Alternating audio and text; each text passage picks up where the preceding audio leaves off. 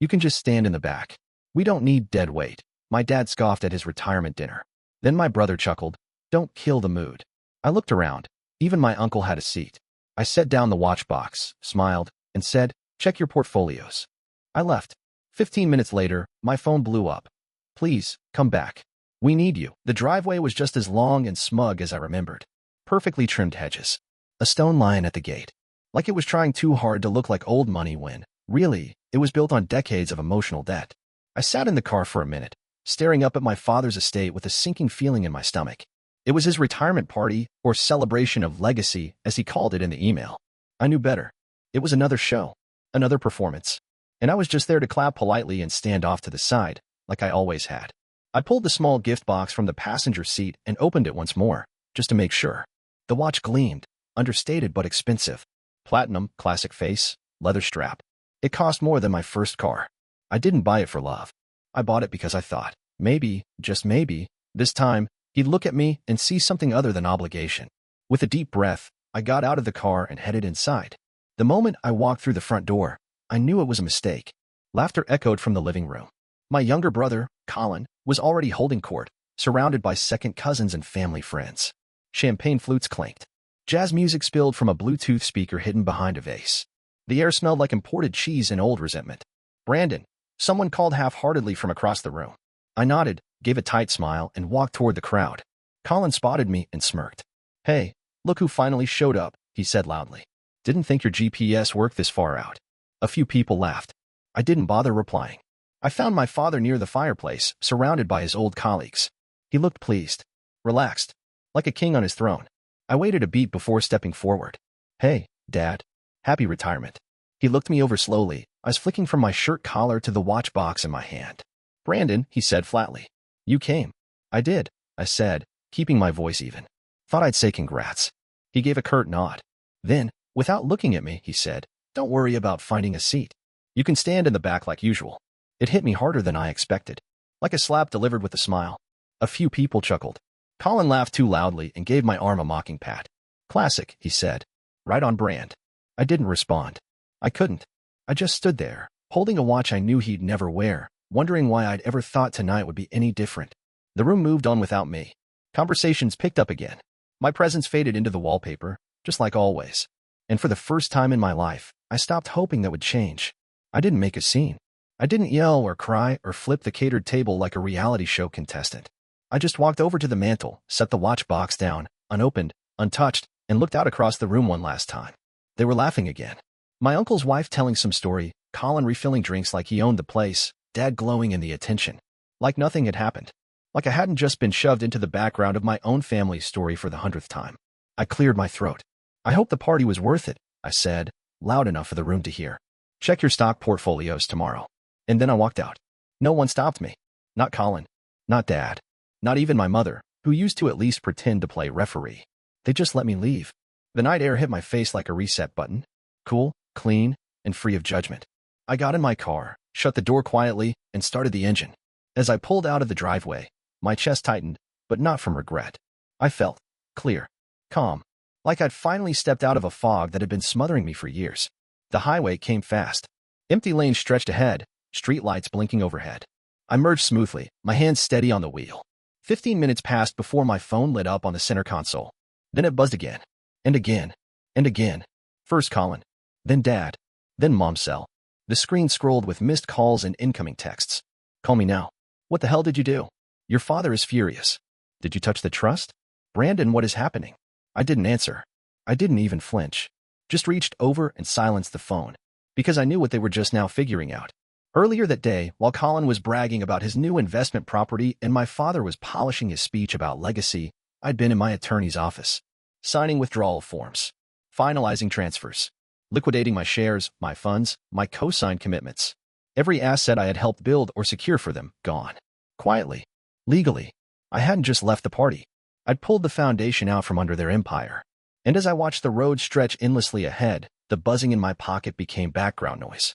Just static. Behind me was decades of swallowing pride, paying dues, and begging to belong. Ahead of me? Peace. I smiled, not because I was happy, but because I finally understood something important. Sometimes the cleanest break is the one you make without looking back. The first voicemail came before I even made it home. Brandon, Dad's voice snapped through my speaker. You better call me back tonight. I don't know what game you think you're playing, but this isn't over. I didn't respond. The next morning, there were 12 more. Collins were the loudest. You think you're so clever? You just wrecked everything. You blindsided us, man. You don't pull out of family accounts without telling anyone. That's sick. Then came the texts. Screenshots of brokerage alerts. Collapsed fund balances. My name removed from legal filings. Panic everywhere. I turned off notifications. Let the storm spin without me. Over the next 2 weeks, the messages didn't stop. If anything, they evolved. From frantic to furious to pathetic. My father's voicemails got longer, more erratic. Some sounded like apologies, full of half-formed regrets and nostalgic nonsense. You know, I always pushed you harder because I saw the most potential in you, he said in one. I never said it, but I was proud. You just didn't give me time to show it. The next message, sent an hour later, was pure rage. You ungrateful little bastard. After all I did for you. And the one after that? We can work this out. Just come over and let's talk. Be reasonable. I deleted all of them. Colin didn't bother pretending. His messages were filled with threats. Legal action. Lawsuits. Vague allusions to the truth about me. I let him scream into the void. But I didn't stay untouched. At a charity event a few towns over, a longtime client of mine greeted me stiffly. Heard you've been having a bit of a family situation, she said, lips tight. Hope everything's all right. I smiled politely. Everything's fine. It wasn't. Not really. The whispers had started. At work. In my social circles. People I'd known for years suddenly looked at me differently. Like I was radioactive. My father had clearly been busy behind the scenes. He'd always been good at narrative.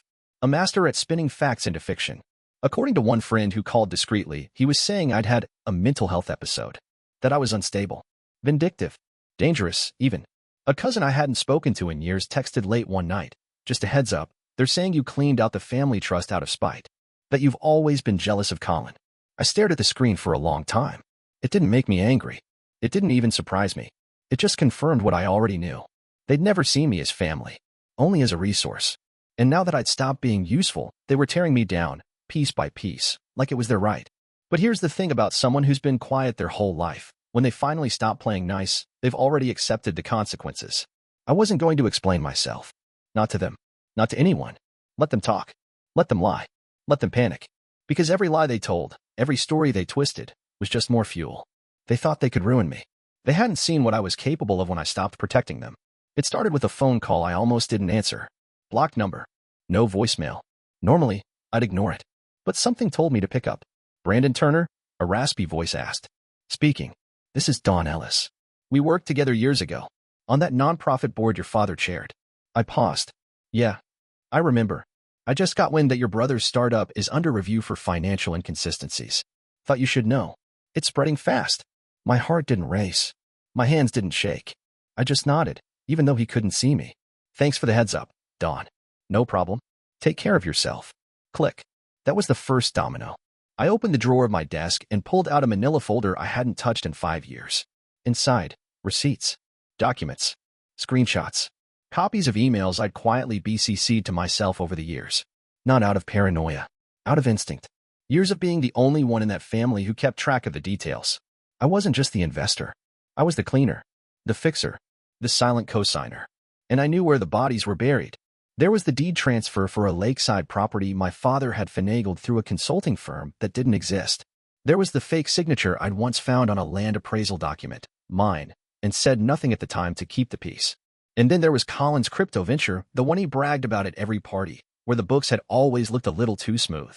I wasn't just pulling threads anymore. I was unraveling the entire sweater. I scanned everything, labeled it all meticulously. Dates, accounts, signatories, real and forged. Then I created anonymous tip lines, government agencies, regulatory boards, ethics committees. I didn't sign anything. I didn't use my name. I just pressed send. One, by one, by one. Each package timed precisely. Each submission tailored to match the agency's formatting requirements. I had the patience for it. The stomach. Revenge wasn't hot and reckless. It was cold, quiet, methodical. That night, I opened a bottle of whiskey I'd been saving for years and sat at my desk, watching the clock. They had taken everything I'd offered and spit in my face. Now they were going to learn what it felt like when the man they dismissed, the one they thought would always be in the background, finally stepped into the light. It wasn't just about getting even. It was about restoring balance. About telling the truth, finally, without apology. At midnight, I logged into a private server I hadn't touched since I left the tech world and uploaded the last file, the one with the timeline of transactions tied to Colin's offshore accounts. My phone buzzed as I shut my laptop. A text from Colin. "I don't know what you did, but you better fix it." I stared at it for a second, then typed back. "I haven't even started." Then I put the phone face down. The whiskey burned down my throat. It felt good. Because this wasn't panic. This wasn't guilt. This was clarity. For once in my life, I wasn't reacting. I was controlling the board. The headlines started trickling in within a week. Digital startup under regulatory review amidst allegations of fraud. Colin's face was right there, smug and overconfident in a suit that suddenly looked a little too expensive. The article didn't name the source of the tip, of course, but I recognized the language. Almost word for word from the packet I had sent to the Securities Commission. 2 days later, I got a text from an old college friend who now worked in finance. "Bro, Colin's platform just froze trading. Clients are freaking out. You see this?" Oh, I saw it. And that was just the beginning. My father's empire, the one he spent 40 years building on charm, control, and creative paperwork, began to crack. The local news picked up a story about questionable land acquisitions involving a retired businessman who was now being asked to testify before a city ethics committee. That businessman? My father. It was subtle at first. Whispers at country clubs. Real estate partners suddenly pulling out of deals. Then came the formal summons. A red-faced county clerk knocking on the heavy wooden door of the estate with an envelope in hand. My uncle called me the next evening. I hadn't heard from him in over a year. "Brandon," he said, his voice low and rattled. "Do you know what's happening? It's all unraveling. Colin's in panic mode. Your dad's had 3 calls with lawyers in the past 48 hours. I sipped my coffee and stared out the window. "Sounds like a rough week," I said. "You didn't start this, did you?" I didn't answer. He didn't press. "They're saying someone tipped off the feds. That someone's been digging." Still, I said nothing. He sighed. "I'm not calling to pick sides. I thought you should know. Whatever this is, it's working." I ended the call politely, then went back to my spreadsheet. Because yes, it was working. And no, I didn't feel bad. But something unexpected tugged at me as I watched the chaos unfold. Not guilt. Not second thoughts. Just a weight. The kind you carry when you finally win the fight you've been training for all your life, only to realize the people you were fighting never even saw you as real competition. They had laughed, dismissed me, used me, and now they were crumbling. I'd expected satisfaction, and I got it. But I didn't expect the silence afterward. The heavy kind that settled in once the adrenaline faded. Still, when I saw a shaky video of Colin storming out of a meeting with investors, shouting into his phone, "I don't know where the leak is, okay?" I smiled. And when a reporter cornered my father on the courthouse steps and he muttered, "No comment," through clenched teeth, I smiled again. Because this wasn't just revenge. This was reality catching up to them. Finally, the call came late, sometime after midnight. I almost didn't answer, but I recognized the number. My father's private line. The one he only used for serious matters. I let it ring twice, then picked up. "Brandon," he said. His voice wasn't angry. It wasn't smug. It was hollow. Small. Like someone had finally knocked the wind out of him, and he hadn't caught his breath since. "Are you happy now?" he asked quietly. "Is this what you wanted?" I didn't say anything. Just listened. "I built this family," he said. "I made sacrifices for all of you. I did what I had to do. Maybe I wasn't always soft, but I kept us together." I could hear the ice clinking in his glass. He was drinking. Not drunk, not yet, but heading there. You don't know what it's like, having everything you've worked for dragged through the mud. Seeing your name, my name, smeared in the paper. He paused. "Let that hang. And for what? Because you didn't get enough thank yous? Because I wasn't nice enough?" I closed my eyes. Let the silence do the talking. His voice sharpened. "You'll regret this. Maybe not now. Maybe not tomorrow. But one day, you will. You don't destroy your blood and walk away clean." I took a slow breath and brought the phone back to my ear. "You destroyed it long before I did." There was nothing left to say. I hung up, set the phone down, and stared at the ceiling for a long time. That conversation, if you could call it that, was the final chapter one never thought I'd get. No apology. No real ownership. Just another attempt at control. Another desperate swipe at keeping me tethered. But I wasn't that boy anymore. I wasn't the kid who sat at the far end of the dinner table, praying to be noticed. I wasn't the man who bought peace with checks and silence. I was done. Later that night, I stood on the porch of my apartment, wrapped in a blanket, listening to the quiet. For the first time in years, my mind wasn't replaying old conversations or prepping for the next emotional ambush. I was still, whole, empty in the best way. And when I finally went to bed, I didn't stare at the ceiling or reach for my phone. I just slept. Deep. Undisturbed. Like someone who had finally walked out of a burning house and never looked back. It had been 3 weeks since the last call. 3 weeks since I'd heard Colin's voice bark through my phone or gotten one of my father's long-winded voicemails that swung between threats and nostalgia. I didn't miss it. What I didn't expect was how quiet the world could be when the noise stopped. Then, one afternoon, I got a call from my uncle, the only person in the family who hadn't picked a side out loud. "Brandon," he said. "They're gone. Gone. Sold everything. The house, the lake property, even your dad's old Benz. Packed up and left the country. No forwarding address." I blinked. "You're kidding." I wish I was. They didn't say goodbye to anyone. Not even Lily, and she used to be Colin's favorite niece. I let the silence fill the space. I could hear the engine of his truck humming in the background. "Thought you should know," he said. "You're not going to hear it from them." He hung up before I could respond. They were gone. I should have felt victorious, triumphant. But what I felt was strange. Like someone had taken the villain out of the movie right before the ending. No monologue. No comeuppance. Just silence. That same night, it rained. I was driving home from the pharmacy, of all things. Ran a red light too late to stop. The other car came out of nowhere, slammed into the passenger side. Glass. Metal. Screeching tires. Then darkness. I woke up in a hospital bed, my ribs wrapped and my leg in a brace. Minor concussion. Fractured tibia. Nothing life-threatening, but enough to make me lie still for a long, long time. For the first few hours, I thought maybe someone would show up. A nurse came in with flowers. "From the law firm you used to work with," she said. No family. No familiar voices. Just that soft beep from the monitor and the sterile air. I scrolled through my phone when I could finally reach it. No missed calls. No new texts. Not even a forwarded article from my dad's usual business magazine. They knew. I was sure of that. But they didn't care. Or worse, they did, but not enough to pretend. Lying in that bed, bruised and stiff and utterly alone, I finally understood something I'd been circling around for years. They didn't love me. Not the real me. Not the man I was. Just the version who made their lives easier. The one who handed over money without hesitation, showed up when nobody else would, and kept quiet when the jokes turned cruel. Without those things, I wasn't family. I was a ghost. My uncle stopped by on the third day. Sat in the corner with a six-pack he wasn't allowed to open and filled the silence with weather talk and baseball scores. Before he left, he looked at me. "They'll never say sorry, Brandon. You know that, right?" I nodded. He clapped my shoulder, the side that didn't hurt, and stood. "But that doesn't mean you did the wrong thing." After he left, I lay there, thinking about everything I'd lost and what I'd finally gained. I wasn't free because they left. I was free because I finally stopped chasing what was never mine. The discharge nurse wheeled me out with a practiced smile and a clipboard full of prescriptions. I had a limp, 2 less pounds, and a deeper scar just under my ribs, but I was breathing fresh air again. The world looked different. Not dramatic, not cinematic. Just quieter. I moved into a modest, 2-bedroom house 30 miles outside of Denver. Nothing flashy. A small front porch, creaky floorboards, and a neighbor who waved every morning while watering her tulips. It wasn't much, but it was mine. Paid in full. No cosigners. No strings. The business I started came together slowly, built on years of experience I'd gained helping others get rich while they offered me nothing but ridicule. I called it Clear Ledger Consulting. No partners. No investors.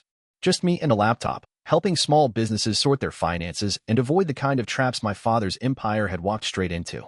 There were no marble lobbies or catered lunches, just coffee brewed in a chipped mug and long afternoons spent building something from the ground up. It felt good. Solid. Honest. About a month after I moved in, I reached out to a couple of old friends, the kind who never cared what car I drove or whether I owned stock in their companies. Jeff, an old college roommate who now taught math at a public school, showed up with a six-pack and a pizza. We sat on the porch, watching the sky fade into dusk. "I heard about your dad," he said eventually. "And Colin." I didn't reply. I didn't need to. "I'm glad you're out," he added after a moment. "You look better." I nodded. "Feels better." My uncle visited too. Less often, but enough. He'd show up with random groceries and news from back home, who sold their business, who ran for office, which cousin married badly again. He never asked for anything. Just came by, drank cheap beer, and told stories that didn't require a scoreboard. Some nights, I still caught myself staring at the ceiling, thinking about everything I had walked away from. The old guilt tugged at me like a dull echo. But it didn't hurt the way it used to. It just reminded me that healing isn't always clean. Sometimes it comes slow and silent, like weeds growing through the cracks after a storm. I didn't miss them. I missed who I thought they were. The version of my family I had built in my head just to survive being in it. But that version never existed. And in letting it go, I found something better. Myself.